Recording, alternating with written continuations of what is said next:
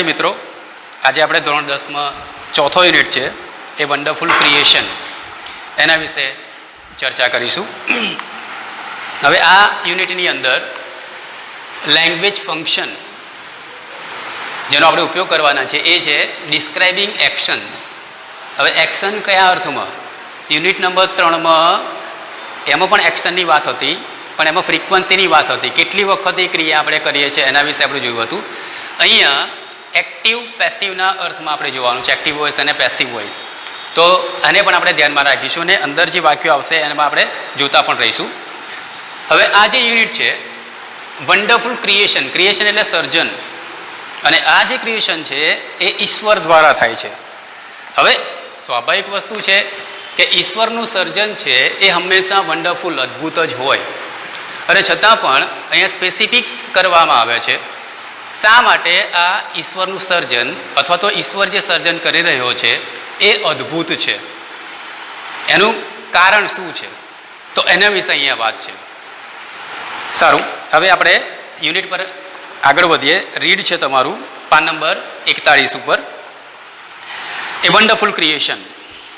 The good lord was extremely busy that day. પહેલા જ વાક્યની અંદર અહીંયા શબ્દ આવે છે લોર્ડ, તો છે ભગવાન છે, ભગવાનની વાત છે, પણ અહીંયા એ ભગવાનની આગળ એક વિશેષણ વાપરવામાં આવે છે, ગુડ. શા માટે? તો અહીંયા ઈશ્વરને એક ભલા ભગવાન તરીકે ઓળખવામાં આવે છે, એક સારા ઈશ્વર તરીકે ઓળખવામાં આવે છે. હવે ઈશ્વર તો સારો જ છે, એ નિરાકાર છે, ઈશ્વર સારો જ છે, પણ અહીંયા એક વિશેષણ વાપરવામાં આવ્યું છે. એનું કારણ કેમ છે? તો અહીંયા કારણ માત્ર એટલું છે કે he was extremely busy that day. એ દિવસે એ અતિશય પ્રવૃત્તિમય હતો. દેટ મીન્સ કે એ જે કાર્ય કરી રહ્યો છે એ કાર્ય એ સતત ને સતત ચાલુ રાખે છે. ઈશ્વર જેવો ઈશ્વર છે કે જેના માટે કોઈ વસ્તુ અશક્ય નથી, અને એ ઈશ્વર જો સતત પ્રવૃત્તિમય રહેતો હોય તો સ્વાભાવિક વસ્તુ છે કે એને આપણે ગુડ લોર્ડ કહેવો પડે. તો એ અર્થમાં છે અહીંયા. આગળ, he was in to his 6th day of over time. બીજી વસ્તુ અહીંયા આવે છે, પ્રવૃત્તિ કેવી? એકાદ દિવસ, એકાદ કલાક, 2 કલાકની વાત નથી. અહીંયા કહેવામાં આવે છે he was in to his 6th day of over time. A over time કરે છે, જે સ્વાભાવિક વસ્તુ છે કે દાખલા તરીકે આપણે શાળામાં આવીએ છીએ અને જો 11 થી 5 અથવા તો 10 થી 5 આપણે અભ્યાસ કરતા હોય તો એ આપણો દરરોજનું રૂટીન છે. પણ એ સિવાય 5 વાગ્યા પછી પણ જો એક્સ્ટ્રા ક્લાસીસ લેવામાં આવતા હોય, 10 વાગ્યા પહેલાં પણ જો એક્સ્ટ્રા ક્લાસીસ લેવામાં આવતા હોય તો એને કહેવામાં આવે ઓવર ટાઈમ, જે વધારાનું તમે કામ કરો છો તે. હવે આ ઈશ્વર સતત 6થા દિવસે એ ઓવર ટાઈમ કરી રહ્યો છે, વધારાનો સમય લઈ રહ્યો છે એ કાર્ય પૂરું કરવા માટે. અને આ વખતે શું થાય છે? When he was working with full concentration. આ બહુ સરસ શબ્દ છે. કોન્સન્ટ્રેશન અગત્યનું છે. કોઈ પણ કાર્યની સફળતા માટે આ જે શબ્દ છે કોન્સન્ટ્રેશન, જેને આપણે કહીએ છીએ એકાગ્રતા. કામની સફળતાનો આધાર, કોઈ પણ કાર્ય આપણે કરતા હોય એ કાર્યની સફળતાનો આધાર આપણે એ કામમાં કેટલા પરોવાયેલા છીએ, કેટલા એકાગ્ર છીએ, કેટલું ધ્યાન દઈને એ કાર્ય કરીએ છીએ એની ઉપર આધાર રાખે છે. તો અહીંયા કહેવામાં આવે છે when he was working with full concentration, જ્યારે એ સંપૂર્ણ ધ્યાન પોતાના કાર્યમાં રાખીને કરતો હતો ત્યારે એન એન્જલ અપિયર્ડ. અહીંયા શબ્દ વાપરવામાં આવે છે એન્જલ. આ એન્જલ જેને આપણે સામાન્ય ભાષામાં કહીએ છીએ દેવદૂત. તો દેવદૂત ત્યાં આવે છે. An angel appeared and commented. એ જે દેવદૂત છે એ કોમેન્ટ કરે છે. કોમેન્ટ કરે છે જે સામાન્ય અર્થમાં આપણે કહીએ તો એ ટીકા કરે છે. ટીકા કરવી છે, રિમાર્ક કરે છે. શું ટીકા કરે છે? You are taking so much care for creating this creature એટલે કોઈ પ્રાણીના સંદર્ભમાં આપણે લઈ લઈએ કે આ જે તું પ્રાણીનું કોઈ સર્જન કરે છે, કારણ કે સૌ સર્જન છે, શાનું સર્જન છે ખબર નથી, એટલા માટે એ કહે છે કે એ ભગવાન તું આ પ્રાણીનું સર્જન કરવા માટે આટલી બધી કાળજી રહી રહ્યો છે. So much care. That is true said the lord. એટલે ભગવાન એને જવાબ આપે છે કે તારી વાત 100% સાચી છે. That is true. Do you want to know the details? કે તારે એની વિગતો કઈ છે, આ સર્જન કરવામાં હું કઈ બાબતો મૂકવા જઈ રહ્યો છું એ તને કંઈક તારે એની માહિતી મેળવવી છે, જાણકારી મેળવવી છે. હવે જ્યારે સ્વાભાવિક વસ્તુ છે કે આવો પ્રશ્ન પૂછવામાં આવે ત્યારે શું થાય? જુઓ, what are they? The Angel was curious. Curious, curious એટલે આતુર. આપણને કોઈ નવી વસ્તુ જાણવાનું મળે તો આપણને એ નવી વસ્તુ જાણવા માટેની આપણને જિજ્ઞાસા જાગે, આતુરતા જાગે. તો અહીંયા આ દેવદૂત છે, એ દેવદૂતને પણ હવે આશ્ચર્ય થાય છે. અને એ પણ હવે જ્યારે ભગવાને એને કહ્યું કે ભાઈ તારે એની વિગતો જાણવી છે, હું શા માટે એટલી બધી કાળજી લઈ રહ્યો છું, એ તારે સાંભળવું છે, જોવું છે. તો એટલે પેલા દેવદૂતને એમાં રસ પડ્યો, એ આતુરતા અનુભવે છે. અને શું કહે છે? વોટ આર દે? કે તમે આ જે સર્જન કરી રહ્યા છો એની અંદર તમે શું શું મૂકવા માંગો છો? હવે સૌથી વધારે અગત્યના મુદ્દાઓ આવશે, બરાબર ધ્યાન રાખજો. All parts should be movable and replaceable too. પહેલી જ વસ્તુ અહીંયા કહેવામાં આવે છે કે હું જે પ્રાણીનું સર્જન કરી રહ્યો છું એના દરેક અંગો અથવા તો દરેક અવયવો, બે શબ્દ અહીંયા આપવામાં આવે છે. એક મૂવેબલ, દેટ મીન્સ કે એ હલનચલન કરી શકે તેવા હોવા જોઈએ. એના દરેક અવયવ હલનચલન કરી શકીએ તેવા હોવા જોઈએ. એન્ડ રિપ્લેસેબલ, રિપ્લેસેબલ એટલે આપણે એને ચેન્જ કરી શકીએ, બદલી શકીએ તેવા હોવા જોઈએ. બરાબર સમજવું? શું કહેવામાં આવે છે? All her parts should be movable and replaceable too. She has a lap that disappears when she stands up. બીજી વસ્તુ અહીંયા કહેવામાં આવે છે કે એને મારે એક ખોળો આપવાનો છે. સી હેઝ અ લેબ, એની પાસે એક ખોળો હશે. હવે એ ખોળો, લેપ, લેપ એટલે ખોળો, જ્યાં સામાન્ય ભાષામાં આપણે કહે છે બેસી જાય ત્યારે પલાંઠી વાળીએ તે. તો એ કહે છે કે અહીંયા she has a lap that disappears when she stands up, કે એને એક હું ખોળો આપીશ અને જ્યારે તે ઊભી થશે ત્યારે એ ખોળો અદ્રશ્ય થઈ જશે. આ પણ એક ઈશ્વરનું અદ્ભુત સર્જન છે. વસ્તુ હતી અને વસ્તુ ગાયબ થઈ ગઈ.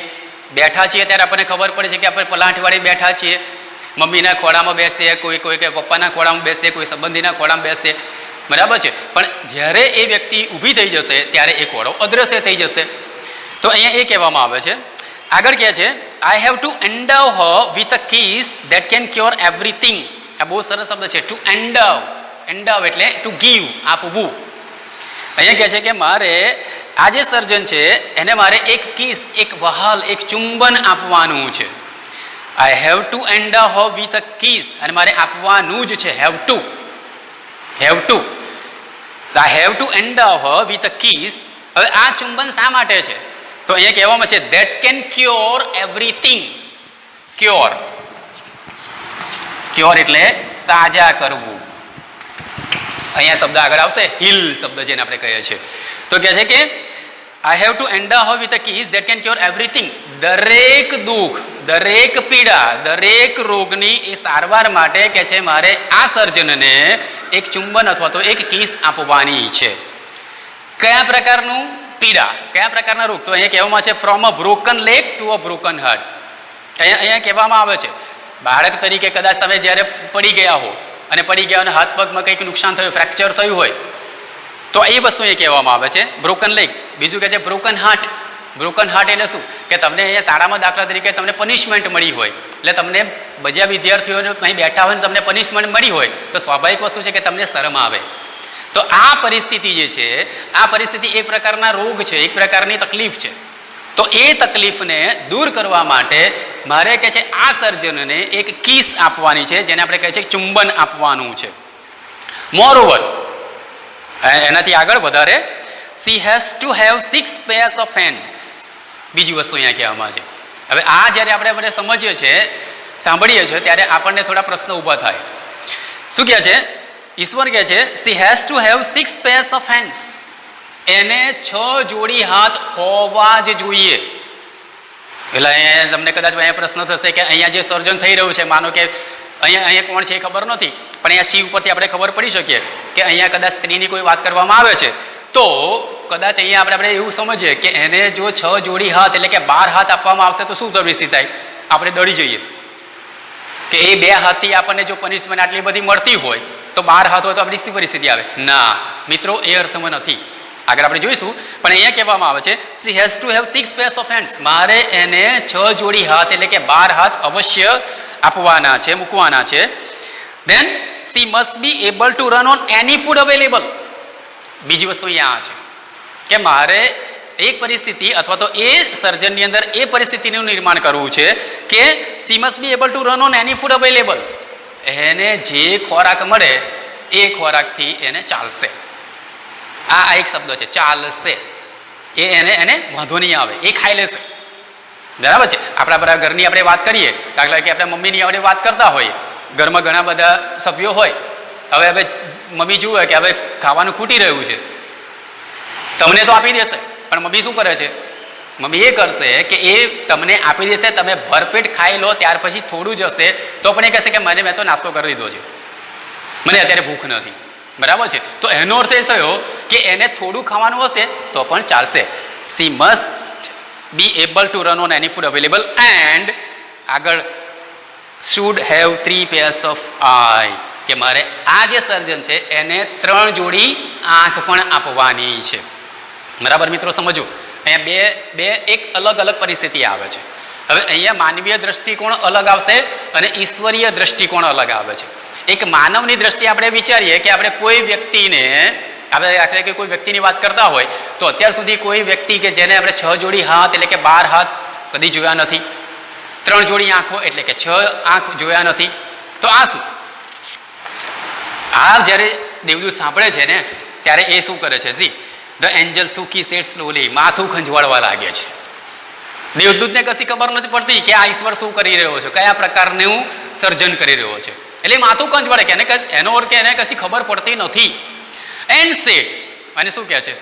એ માઇટી ઇમ્પોસિબલ ટાસ્ક આઈ સપોઝ, કે હે ઈશ્વર, મને એવું લાગે છે, આઈ સપોઝ, હું એવું માનું છું કે તું આ જે કાર્ય કરવા જઈ રહ્યો છે એ તદ્દન અશક્ય છે. એ માઇટી ઇમ્પોસિબલ, લગભગ અશક્ય, તદ્દન અશક્ય છે. આ સર્જન થઈ જ ન શકે. હવે બરાબર સમજો, અહીંયા દેવદૂત માટે કઈ બાબતનું સર્જન છે એ અશક્ય છે? માનવીય દ્રષ્ટિએ આપણે જ્યારે વિચારીએ છીએ ત્યારે માનવીય દ્રષ્ટિ આપણે જ્યારે વિચારીએ છીએ ત્યારે આપણે નંબરમાં જઈએ છીએ, બહુવચનમાં જઈએ છીએ. બરાબર, જોજો શું થાય છે અહીંયા. દેવદૂતને કયું કાર્ય અશક્ય લાગે છે? 6 pairs of hands, 6 જોડી હાથ, 12 હાથ. નો વે, શક્ય જ નથી. નો વે, શક્ય જ નથી. એનો અર્થ એ થયો કે માણસ માટે 12 હાથ અશક્ય છે. એનો બીજો અર્થ આપણે એવું પણ કરી શકીએ કે એ મનુષ્ય માટે અથવા તો દેવદૂત માટે કદાચ 6 જોડી આંખો શક્ય છે. એનો અર્થ એ તો કે 6 જોડી આંખો તો કદાચ સોરી 6 આંખો તો મૂકી શકાય, 3 જોડી આંખો તો મૂકી શકાય, પણ 12 હાથ, 6 જોડી હાથ તદ્દન અશક્ય છે. આ અશક્ય કાર્ય કોના માટે છે? દેવદૂત માટે છે. કયું કાર્ય અશક્ય છે? 6 જોડી હાથ. હવે ઈશ્વર શું છે? હવે ઈશ્વરની દ્રષ્ટિ જુઓ. મનુષ્યની દ્રષ્ટિ અને ઈશ્વરની દ્રષ્ટિ એ આપ જમીનનો તફાવત જેવું જ છે. શું થાય છે? No, this hands are not a problem for me. બરાબર સમજો. ઈશ્વર શું કહે છે? ના ભાઈ ના, તું જે આ હાથની વાત કરે છે ને એ તો મારા માટે કોઈ સમસ્યા જ નથી. This hands are not a problem for me. મારે 12 હાથ જે એને આપવાના છે એની મને કોઈ સમસ્યા નથી. દેવદૂતે શું કહ્યું? 12 જોડી હાથ તો શક્ય નથી. ઈશ્વર શું કહે છે? ના ભાઈ ના, 12 હાથ તો હું આપી શકીશ, એ મને કોઈ સમસ્યાકારક નથી. It is the 3 pairs of eyes that the mothers have to have. હવે અહીંયા સર્જનમાં આવે છે, ઈશ્વર મધરનું સર્જન કરી રહ્યો છે, માનું સર્જન કરી રહ્યો છે, મમ્મીનું સર્જન કરી રહ્યો છે, એક સ્ત્રીનું સર્જન કરી રહ્યો છે. અને આ સ્ત્રીને ઈશ્વર કહે છે કે મારે 3 જોડી આંખો, ધેટ મીન્સ કે 6 આંખો આપવાની છે, અને એ મારા માટે સમસ્યા છે. જો આગળ કહે છે, લોર્ડ લુક્ડ પઝલ્ડ. આજે ભગવાન જે છે ને, પઝલ, મૂંઝવણમાં મુકાયેલો છે, એને એક સમસ્યા છે, મૂંઝવણ થવી. સમસ્યા ક્યાં છે? એને 12 હાથમાં નથી સમસ્યા, એને જે 3 જોડી આંખ આપવાની છે ને ત્યાં એ સમસ્યા છે. મિત્રો સમજ પડે છે? બરાબર સમજવું. એટલે સામાન્ય અને આપણે વિચાર કરીએ તો માનવની દ્રષ્ટિ અહીંયા અલગ પડે છે. આપણને એવું લાગે છે કે આટલું બધું કામ આટલું બધું એ અશક્ય છે. ઈશ્વર કહે છે કે આટલું બધું શક્ય છે, પણ આપણે જેને થોડું કહે છે ને એ ઈશ્વરને મૂંઝવણમાં મૂકે છે. જુઓ શું થાય છે. Oh, so you are creating a standard model of a mother. એટલે હવે અહીંયા દેવદૂતને ખબર પડે છે કે જે આ ઈશ્વર જે છે એ તો ઈશ્વર એક સ્ત્રીનું સર્જન કરી રહ્યો છે અને એમાં પણ માનું સર્જન કરી રહ્યો છે. સ્ટાન્ડર્ડ એક વિશિષ્ટ મોડલ એનું સર્જન કરી રહ્યો છે. બટ 3 pairs of eye, એટલે હવે એને વધારે આતુરતા, જો જિજ્ઞાસા તો હતી જ, અહીંયા આપણે જોયું ક્યુરિયોસિટી તો હતી જ, હવે એને વધારે આતુરતા આવે છે. કઈ શું કહે છે? 3 pairs of eye, 3 જોડી આંખો. What for? શાના માટે? The angel got interested. હવે એન્જલને એ દેવદૂતને પણ હવે રસ પડવા લાગ્યો. સમજો બરાબર? સામાન્ય વસ્તુ નથી આ જે સર્જન જે છે એક માનું સર્જન છે, અને માનું સર્જન છે ત્યારે કંઈક વિશિષ્ટ જ હોય, અને એટલે એ દેવદૂતને પણ હવે આ બાબતોમાં રસ પડવા લાગ્યો છે. ઈશ્વરે કહ્યું ને કે મને 3 જોડી આંખો મૂકવાની છે, એ સમસ્યા છે, એ મૂંઝવણ છે. તો હવે એ દેવદૂત શું કહે છે કે તમે 3 જોડી આંખો જે મૂકવા માંગો છો, વેરી ગુડ, પણ એ શાના માટે? એ દેવદૂતને હવે રસ પડ્યો. હવે બરાબર જોજો ઈશ્વર શું જવાબ આપે છે. One pair that sees the children through closed doors. બરાબર અહીંયા સમજો. One pair that sees the children through closed doors. અહીંયા કહેવામાં આવે છે કે બંધ દરવાજામાં પણ એ પોતાના બાળકોને જોઈ શકે છે, ધ્યાન રાખી શકે છે. હવે એનો અર્થ એવો નથી કે અહીંયા એની પાસે જે આંખો છે, મધરની જે આંખો છે ટ્રાન્સપરન્ટ છે, પારદર્શક છે, ના એવું નથી અહીંયા. પણ એને એક ઉદાહરણ તરીકે આપણે જોઈએ. દાખલા તરીકે અત્યારે માનો કે તમે શાળામાં હો, તો એનો અર્થ કે તમે અહીંયા શાળામાં છો અને તમારા મમ્મી ક્યાં છે? ઘરે છે. પણ એનું સંપૂર્ણ ધ્યાન તમારી ઉપર છે. એનું સંપૂર્ણ ધ્યાન તમારી ઉપર છે. સતત એ તમારી ચિંતા કર્યા કરે છે. બરાબર છે? તો એ અર્થમાં છે one pair that sees the children through close doors. Close doors એટલે તમે એની સામે ન હો, એની સમક્ષ ન હો, અને છતાં પણ એનું ધ્યાન, મમ્મીનું ધ્યાન તમારી ઉપર છે. અનધર પેર, બીજી પેર, બીજી બે આંખો શાના માટે? Another pair to look at the children and say. બીજી આંખો શાના માટે છે? એ પોતાના સંતાન, પોતાના બાળકોની સામે જુએ અને પછી શું કહેશે? I understand and I love you without uttering a word. Without uttering, utter એટલે બોલવું, કહ્યા સિવાય. વિધાઉટ અટરિંગ, એક પણ શબ્દ બોલ્યા સિવાય, એ બાળકને કહ્યા સિવાય, એમાં પોતાની આંખો દ્વારા એ પોતાના સંતાનને કહેવા માંગે છે આઈ અન્ડરસ્ટેન્ડ, હું તને સમજું છું, હું તારી પરિસ્થિતિ સમજું છું, અને એ દરેક પરિસ્થિતિની અંદર આઈ લવ યુ, હું તને ચાહું છું. ફક્ત માં જ આવું કરી શકે. માની આંખોમાં જે પ્રેમ છે એ પ્રેમ અહીંયા દેખાઈ આવે છે. I understand and I love you. બરાબર છે? તો બીજી પેર આના માટે છે. And the third pair to see all secret things without opening them. ત્રીજી વસ્તુ અહીંયા આપણે આગળ પણ આપણે ચર્ચા કરી છે એ પ્રમાણે કે અહીંયા third pair to see all secret things. Secret એટલે સિક્રેટ એટલે જેને આપણે કહે છે કે એ છતું કર્યા સિવાયની અંગત જે તમારી બાબતો હોય, ગુપ્ત બાબતો હોય, તો એ ગુપ્ત બાબતોને ખુલ્લી કર્યા સિવાય પણ એ જોઈ શકે. મેં તમને અગાઉ પણ કહ્યું એ પ્રમાણે કે દાખલા તરીકે તમને શાળામાં પનિશમેન્ટ મળી હોય, તો એ શાળામાં પનિશમેન્ટ મળી હોય ત્યારે તમે દરરોજ જે પ્રકારે ઘરે જાઓ છો એ પ્રકારની પરિસ્થિતિ તમારા ચહેરા પર નહીં હોય. તમારો ચહેરો કદાચ પડી ગયો હશે. એ તમારો ચહેરો જોશે ને, તમે એને કહેશો નહીં કે આવી પરિસ્થિતિ આવી છે, અને છતાં પણ એ માં સમજી જાય છે કે આજે શાળામાં કદાચ આ પ્રકારની તકલીફ થઈ છે. જુઓ અહીંયા third pair to see all secret things without opening them. એટલે આ બધું જ્યારે અહીંયા ઈશ્વર કહે છે ને દેવદૂતને કે મારે 3 જોડી આંખો મૂકવાની છે, એ શાના માટે છે? એનો અર્થ કે ઈશ્વર દરેક બાબતમાં ગંભીર છે, અને એને ખબર છે કે મારે શું કરવાનું છે આ સર્જનની અંદર, માના સર્જનની અંદર, અથવા તો માને મારે શું આપવાનું છે એ જ્યારે એને ખબર છે, એટલા માટે એ ઓવર ટાઈમ કરી રહ્યો છે. મિત્રો સમજો બરાબર. અહીંયા આગળ આપણે શબ્દ જોયો, ઓવર ટાઈમ કરે છે. એનો અર્થ કે આ કોઈ સામાન્ય વસ્તુનું સર્જન નથી કરી રહ્યો ઈશ્વર. બરાબર છે? લોટ રિક્વેસ્ટેડ ધ એન્જલ. એટલે હવે દેવદૂત જે છે એ દેવદૂત ઈશ્વરને વિનંતી કરે છે, રિક્વેસ્ટ કરે છે, વિનંતી કરે છે, પ્લીઝ ગો ટુ બેડ. ઈશ્વર હવે તમે આરામ કરો, સુઈ જાઓ. દેટ મીન્સ કે તમે આરામ કરો. Do not take so much trouble in a single day. એક જ દિવસમાં આટલી બધી તકલીફો તમે ના વેઠો. દેટ મીન્સ કે આટલી બધી મહેનત તમે ના કરો. તમારે અત્યારે આરામની જરૂર છે. કેમ? આગળ જોયું, સતત 6 દિવસનો આ ઓવર ટાઈમ છે, વધારાનો સમય આ લઈ રહ્યો છે.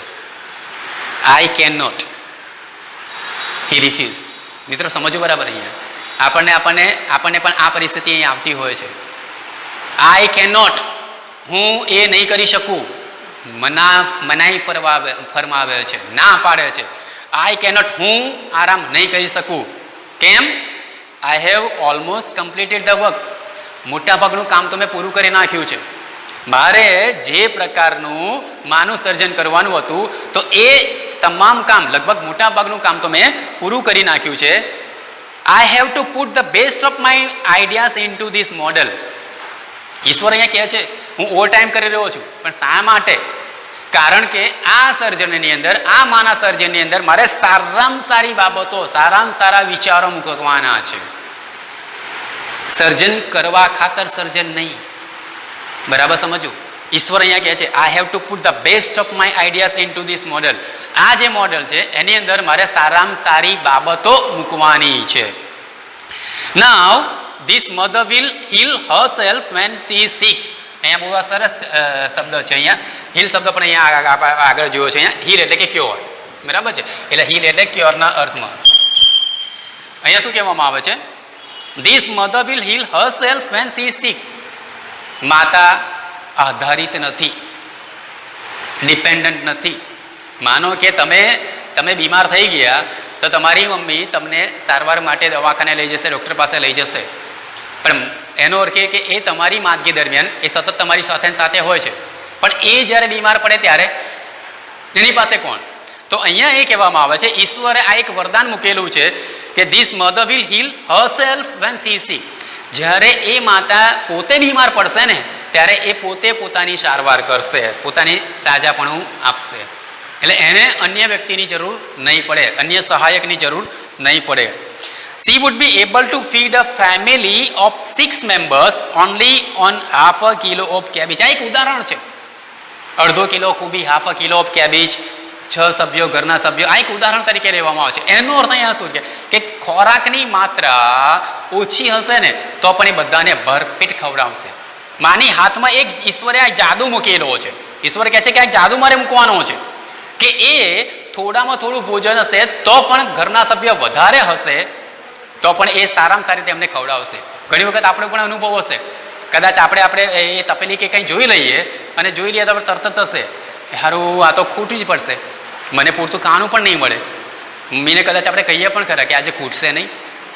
ના મિત્રો, ઈશ્વરે માને આટલી એક તાકાત આપેલી છે કે એ થોડું ભોજન હશે તો પણ ઘરના તમામ સભ્યોને ભરપેટ ખવડાવી શકશે. બરાબર છે. So she would be able to feed a family of 6 members only on a half a kilo of cabbage, and she would manage a child's bath, play, study, food and sleep without getting irritated.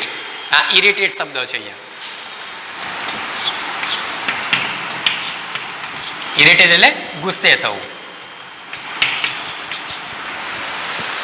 અહીંયા જો, માનો કે આપણે એક ઉદાહરણ લઈએ પછી આને સમજીએ. માનો કે તમે અભ્યાસ કરવા બેઠા છો. બરાબર છે. હવે અભ્યાસ કરવા બેઠા છો તો તમારું સંપૂર્ણ ધ્યાન માનો કે અભ્યાસમાં છે, માની લીધું. હવે એ વખતે તમારા મમ્મી કે પપ્પા કે કોઈ પણ આવીને કહેશે કે ભાઈ આટલું તું કામ કરી લે, બજારમાં આટલું જાય ને, વાંચવા નથી બેઠો, તરત જ આપણે ગુસ્સો વ્યક્ત કરીશું, ઇરિટેટ, ગુસ્સે થઈ જઈશું. બરાબર સમજો. હવે એની સામે માની વાત કરો તો અહીંયા કહેવામાં છે she would manage a child's bath. એક બાળક છે, એ બાળકની આ બધી ક્રિયાઓ એ માં કરે છે. જુઓ, બાળકને બાથ, ચાઇલ્ડ્સ બાથ, એને નવડાવે છે, સ્વચ્છ કરે છે. પ્લે, એની સાથે રમે છે. સ્ટડી, એના અભ્યાસમાં એ સહાયક થાય છે. ફૂડ, એને ખવડાવે છે. એન્ડ સ્લીપ, એને સુવડાવે પણ છે. આટલા બધા કાર્યો કરે છે વિધાઉટ ગેટિંગ ઇરિટેટેડ. સહેજ પણ ગુસ્સો વ્યક્ત કર્યા સિવાય. એ માં કદી થાકતી નથી. આપણે જોઈએ છે એ સવારે આપણે ઉઠીએ પહેલાં ઉઠી જાય છે, આપણે ઉઠીએ છીએ, આપણે ચા નાસ્તો બધું તૈયાર મળી જાય છે. માનું કામ ક્યારથી શરૂ થયું? આપણે ઉઠ્યા તે પહેલા. સાંજનો સમય જાઓ, રાત્રે તમે સૂઈ જાઓ છો ત્યાર પછી એ મમ્મી સૂઈ જાય છે. એનો અર્થ કે તમારા કરતાં વધારે સમય એ જાગે છે અને એ જાગૃત અવસ્થાની અંદર તમને કોઈ પણ પ્રકારની તકલીફ ના પડે ને એનું એ ખ્યાલ રાખે છે. હવે મિત્રો સમજ પડી? 6 જોડી હાથ શા માટે? કારણ કે માને એકમાત્ર કામ નથી કરવાનું, એનું પોતાનું એકલાનું કામ નથી કરવાનું, એણે ઘરના તમામ સભ્યોના કામ કરવાના છે. હવે તમામ સભ્યોના આટલા બધા જ્યારે કામ કરવાના હોય ત્યારે 2 હાથે કદાચ એ કામ ન કરી શકે. એટલે ઈશ્વર એવું ઈચ્છે છે, ઈશ્વરની એવી કલ્પના છે કે હું આ સ્ત્રીને, આ મધરને 6 જોડી હાથ આપું. તો 6 જોડી હાથ એનો અર્થ આ કે ઘરના તમામ કામ એ માં એકલી કરે છે. આગળ, the Angel vent round the model of the mother very slowly. હવે જ્યારે આટલા બધા વખાણ ઈશ્વરે કરી નાખ્યા, આટલી બધી બાબતો જણાવીને, એટલે આ જે દેવદૂત જે છે એ દેવદૂત પેલા મોડલની નજીક જાય છે, પાસે જાય છે. વેન્ટ રાઉન્ડ ધ મોડલ, એ મોડલની ચારે તરફ ફરે છે. ધીમે ધીમે ધીમે એ ચારે તરફ એ ફરે છે, મોડલની ચારે તરફ એ જુએ છે, દરેક ભાગનું એ નિરીક્ષણ કરે છે. શબ્દ છે ને વેરી સ્લોલી. વેરી સ્લોલી એટલે ધ્યાનથી નિરીક્ષણ કરવાનું હોય ને એને વેરી સ્લોલી કહીએ. શાળાની અંદર તમને કોઈ શું વસ્તુ બતાવવામાં આવે, તમને બધાની ક્લાસમાં કહેવાય કે ભાઈ આવો અહીંયા, દાખલા તરીકે આપણે અહીંયા અલગ અલગ દેશના સિક્કાઓ મૂકેલા છે, તમારે બધાએ જોવાના છે. તમે શું કરશો? ફટાફટ આવીને જોઈ લેજો, પતી ગયું. કેટલા સિક્કા જોયા? શું ખબર પડી તમને? ફટાફટ તમે નીકળી જાઓ છો. પણ તમે શાંતિથી ત્યાં આવો, થોભો, જુઓ, એક એક સિક્કાને સ્પર્શ કરો ને આગળ અને પાછળ જુઓ, ત્યારે કહેવાય વેરી સ્લોલી. એને કહેવાય નિરીક્ષણ કરવું, ધ્યાનથી નિરીક્ષણ કરવું. તો Angel vent round the model of the mother very slowly. આ જે દેવદૂત છે એ મોડલની ચારે તરફ શાંતિથી ફરે છે, જુએ છે, નિરીક્ષણ કરે છે. હી ટચ ઇટ, અને એનો સ્પર્શ કરે છે. એ જે પ્રતિમા બનાવી છે ને, મૂર્તિ બનાવી છે ને, એનો એ સ્પર્શ કરે છે. Touch it and say it. અને જ્યારે એ સ્પર્શ કરે છે પછી એ કહે છે ઇટ ઇઝ ટુ સોફ્ટ. કે આ જે પ્રતિમા છે, આ જે મૂર્તિ છે, આ જે સર્જન છે એ તો એકદમ નરમ છે, સોફ્ટ છે. But very tough said the lord excited. પણ હવે ઈશ્વર જે છે ને એ એક્સાઇટ થઈ જાય છે, ઉત્તેજિત થઈ જાય છે. ઈશ્વરને પણ ખબર પડે કે હું જે સર્જન કરી રહ્યો છું એ ખરેખર સારામાં સારું સર્જન છે, અને એટલે ઈશ્વર ઉત્તેજિત થઈ જાય છે. અને જ્યારે પેલા દેવદૂતે કહ્યું કે આ તો એકદમ સોફ્ટ છે, નરમ છે, બરાબર છે, પણ એની સામે ઈશ્વર શું કહે છે? Very tough. તું એને સોફ્ટ કહે છે, પણ એનામાં એટલું મજબૂત મક્કમ મનોબળ છે કે એ ગમે તેવી પરિસ્થિતિનો સામનો કરવા તૈયાર થઈ જશે.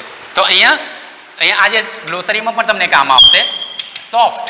તો એનું વિરોધી શું થાય? ટફ. બરાબર છે? તો અહીંયા આ અર્થમાં આપણે લેવાનું છે કે માના માટે કોઈ કામ અશક્ય નથી. એક પહાડની સામે જવાનું હોય તો પણ એ જઈ શકશે, એટલી એ મજબૂત મક્કમ મનોબળવાળી છે. You cannot imagine what this mother can do and endure.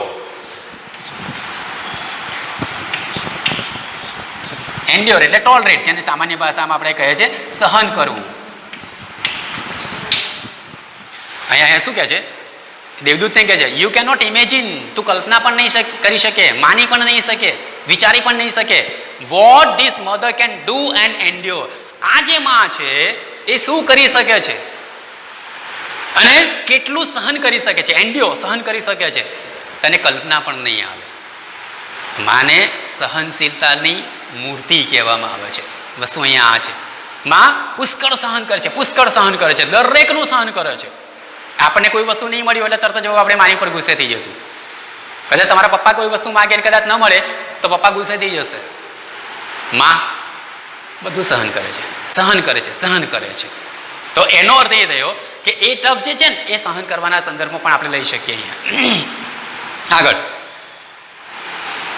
Can it think? દેવદૂત એમ પ્રશ્ન પૂછે, એ વિચારી શકે છે? તર્કબદ્ધ રીતે એ વિચારી શકે છે? જો અહીંયા જવાબ, not only can she think. ઈશ્વર શું કહે છે? Not only can she think but can reason and compromise too, said the lord. એવું નથી કે ફક્ત વિચારી શકે છે. Not only can she think but can reason and compromise too. અહીંયા કારણ પર આપી શકે છે. તમે જે દલીલ કરો છો એનું તર્કબદ્ધ રીતે એ જવાબ પણ આપી શકે છે. Reason and compromise, adjust. કોઈ પણ પરિસ્થિતિમાં એ સમાધાન કરી શકે છે, એડજસ્ટ કરી શકે છે. આગળ કહ્યું ને, જમવાનું જેટલું હશે વાંધો નહીં. એક પંખો હશે ઘરની અંદર, તમને એ પંખા નીચે શું આવડશે? પુષ્કળ ગરમી હશે તો પોતે સાઈડ પર સૂઈ જશે. એડજસ્ટ કરે છે. કોના માટે? પોતાના સંતાન માટે, પોતાના ઘરના સભ્યો માટે. તો એ અહીંયા કહેવામાં આવે છે. ધ એન્જલ વોઝ ઇમ્પ્રેસ્ડ, પ્રભાવિત થઈ ગયો. દેવદૂત છે ને બહુ ખુશ થઈ ગયો, પ્રભાવિત થઈ ગયો. He went closer to the model. ફરીથી એ જે દેવદૂત છે એ મોડેલની વધારે નજીક ગયો. Went closer to the model and moved his finger across the cheek. અને આ જે મોડેલ છે, આ જે મૂર્તિ છે, એના ગાલ ઉપર એ પોતાની આંગળી ફેરવે છે. સમજો બરાબર? દેવદૂત પેલા પ્રતિમા પાસે ગયો, મૂર્તિ પાસે ગયો, અને એ પ્રતિમાની મૂર્તિ જે છે તો એના ગાલ ઉપર એ પોતાની આંગળી ફેરવે છે. શું થાય છે હવે? હવે જે પરિસ્થિતિ આવે છે ને એ આખી ટર્ન લે છે. જેવું એ દેવદૂતે એ મૂર્તિના ગાલ પર આંગળી ફેરવી, શું થયું? ઓ લોર્ડ, હર આઈસ આર લિકિંગ. એ ઈશ્વરને કહી નાખે છે, એ ભગવાન, એની આ જે મૂર્તિ છે એની જે આંખ છે એ આંખમાંથી તો લીકેજ છે. દેટ મીન્સ કે નહીં, આપણે લીકેજ એટલે શું? દાખલા તરીકે તમારો પેલો પાઇપ છે, પાણીનો પાઇપ હોય અને એની અંદર ક્રેક થઈ ગયું હોય તો પછી એમાંથી પાણી ટપકે, ટપક ટપક ટપક ટપકે. અથવા તો બહુ પુષ્કળ વરસાદ પડતો હોય ને આપણું જે ધાબુ છે, જે ધાબામાંથી પાણી પડે, બરાબર છે, તો એને કહેવાય લીકેજ. તો અહીંયા દેવદૂત શું કહે છે? દેવદૂતને ખબર નથી પડતી ને, એટલે દેવદૂત આ કહી નાખે છે કે એ ઈશ્વર, આ જો એની આંખોમાંથી લીકેજ, કંઈક પ્રવાહી કંઈક પડી રહ્યું છે. એને ખબર નથી એ શું છે, એને ખબર નથી પણ એ શું છે. How did this happen? એટલે હવે પાછું આશ્ચર્ય પાડવામાં વારો ઈશ્વરનો આવ્યો. How did this happen? આ કેવી રીતે કે છે બન્યું? It must be a tear. એ જે તું પ્રવાહી કહે છે, એ જે લીકેજ કહે છે, એ બીજું કશું નથી, એક આંસુ છે. ટીયર, આંસુ છે. I have not put it there. હવે એ આંસુ મેં ત્યાં તો મૂક્યા નથી. એ જે આંસુ છે, માની આંખમાંથી જે આંસુ નીકળે છે ને, એ મૂર્તિમાંથી જે આંસુ નીકળે છે, ઈશ્વર કહે છે મેં આંસુ તો મૂક્યું નહોતું. It is a miracle. ચમત્કાર. મિરેકલ એટલે ચમત્કાર. આ એક ચમત્કાર છે. The lord exclaim. આ ઈશ્વર પણ બહુ ખુશ થઈ ગયો. આ એક ચમત્કાર થઈ ગયો. ઈશ્વર ચમત્કાર કરી શકે છે, પણ ઈશ્વરની દ્રષ્ટિમાં પણ આ માની આંખનું આંસુ એ એક ચમત્કાર છે. કારણ ઈશ્વર પોતે કહે છે, પોતે સ્વીકારે છે, I have not put it there. એ જે આંસુ છે એ આંસુ મેં ત્યાં મૂક્યું ન હતું. But what is a tear for my lord? એટલે દેવદૂતને હવે એ આંસુમાં પણ રસ પડે છે. અને એટલે શું કહે છે કે હે ભગવાન, આ જે આંસુ ત્યાં મૂક્યા છે શાના માટે છે? આંસુ શાના માટે? It is something unique. ઈશ્વર કહે છે કે આ એક અજોડ બાબત છે, જેને સામાન્ય ભાષામાં તમે સમજાવી પણ નહીં શકો. માની આંખનું આંસુ એક અજોડ બાબત છે, યુનિક થિંગ છે. શાના માટે હોઈ શકે? મે બી, કદાચ, it is for pain, for joy, pride, disappointment, loneliness. The lord experience. ઈશ્વર કહે છે કે આ આંસુ શાનું છે એ એક બાબત નહીં કહી શકું. સમજાવે છે ને, એક્સપ્લેન કરે છે કે આ જે આંસુ છે ને એ કદાચ મે B it is four pen, કદાચ પીડા માટે પણ હોઈ શકે, દુઃખ માટે પણ હોઈ શકે. ફોર જોય, આનંદ, અતિશય આનંદ થાય એના માટે પણ હોઈ શકે. પ્રાઇડ, ગર્વ થાય એના માટે પણ હોઈ શકે. ડિસઅપોઇન્ટમેન્ટ, નિરાશા માટે પણ હોઈ શકે. લોનલીનેસ, એકલવાયું જીવન હોય, એકાંત હોય એના માટે પણ હોઈ શકે છે. બરાબર સમજવું? હવે અહીંયા બે બાબત કદાચ આપણને સમજવામાં તકલીફવાળી હોય. આનંદનું પણ આંસુ હોય અને દુઃખનું પણ આંસુ હોય. અત્યારે આપણે સમજીએ છીએ કે દુઃખનું આંસુ છે કે માનો કે આપણને પનિશમેન્ટ મળી છે, સારાની જે આપણે વાત કરીએ છીએ, પનિશમેન્ટ મળી તો આપણને દુઃખ થયું એટલે રડવું આવે, અને રડવું આવે આંખમાંથી આંસુ નીકળશે, દુઃખ છે, વેરી ગુડ. પણ અહીંયા શું કહેવામાં આવે છે? ફોર જોય, આનંદ થાય ત્યારે પણ આંસુ નીકળે. હા મિત્રો, તમે કલ્પના પણ ન કરી હોય અને તમે સારામાં સારી રીતે પરીક્ષાની અંદર તમારી સપ્લિમેન્ટરીમાં પ્રશ્નપત્રના જવાબ આપ્યા હોય અને પહેલો નંબર પાસ થાવ તો તમને પણ તમારી પણ આંખમાંથી આંસુ નીકળી પડશે. પ્રાઇડ, ગર્વ થાય. બરાબર છે? પેલો આપણે નથી કહેતા, માનો કે અત્યારે તમે પેલો ક્રિકેટ રમો છો, 2 ટીમ રમી રહી છે, મેચનું આયોજન છે, હારેલી ટીમની આંખમાંથી પણ આંસુ છે, જીતેલી ટીમની આંખમાંથી પણ આંસુ છે. જીતેલી ટીમની આંખમાંથી આંસુ કેમ છે? ગર્વ છે, અમે જીત્યા, વી હેવ વન. તો એ અર્થમાં અહીંયા કહેવામાં આવે છે. ડિસઅપોઇન્ટમેન્ટ, તમે નિરાશ થઈ ગયા હોય, બરાબર છે, તમને લાગતું હોય કે હવે કોઈ આરો જ નથી, નિરાશ જ થઈ ગયા છો, ત્યારે પણ તમે એ તમારી આંખમાંથી આંસુ નીકળશે. અથવા તો લોનલીનેસ, એમાં જે છે એ એકાંતનું પણ અહીંયા આંસુ હોઈ શકે છે. તમે આખો દિવસ અહીંયા શાળામાં હોય, તમારા પપ્પા જે છે નોકરી ધંધે ગયા હોય, મમ્મી એકલી છે, એમાં એ વખતે પણ કદાચ તમારી યાદ આવે તો એનું પણ આંસુ હોઈ શકે છે. અને છેલ્લે આપણું જે ટાઇટલ હતું તે આ આવે છે, લોટ. લોટને આ એન્જલ કહે છે, ભગવાનને આ દેવદૂત કહે છે, વોટ અ વન્ડરફુલ ક્રિએશન, કે હે ઈશ્વર, આ તે કેટલું અદ્ભુત સર્જન કર્યું છે. મિત્રો, આ એક સારામાં સારો પાઠ છે. શીખ આપણે લઈએ અહીંયા, કોઈ પણ પરિસ્થિતિની અંદર આપણે ટાળીશું. શું ટાળીશું? ગુસ્સે થવાનું. કોની સામે? મમ્મી સામે. કારણ કે એ જે સહન કરી શકે છે ને, અહીંયા શબ્દ આવ્યો છે એન્ડિયો, કોઈ નથી સહન કરતું. અને મિત્રો, આપણે એ જ કરવાનું છે. આજ પછી તમે આ વિડીયો જુઓ ત્યાર પછી, અત્યાર સુધી જોવા દો, ભૂતકાળ ભૂલી જાઓ, પણ હવે આવનારા દિવસોની અંદર કદી માની આંખમાંથી આંસુ ન નીકળે એ જોવાનું. હા, આંસુ કાઢજો, પણ કયા? આનંદના. એ તમે એવા કાર્ય કરો, એવી રીતે અભ્યાસ કરો કે તમારી મમ્મીની આંખમાંથી આંસુ આવે, એને પણ ગર્વના આંસુ આવે, એને પણ આનંદના આંસુ આવે. મિત્રો, આ પ્રમાણે કરજો. હવે પછીના વિડીયોની અંદર આપણે આ યુનિટ છે એની એક્સરસાઇઝ વિશે આપણે ચર્ચા કરીશું. Thank you.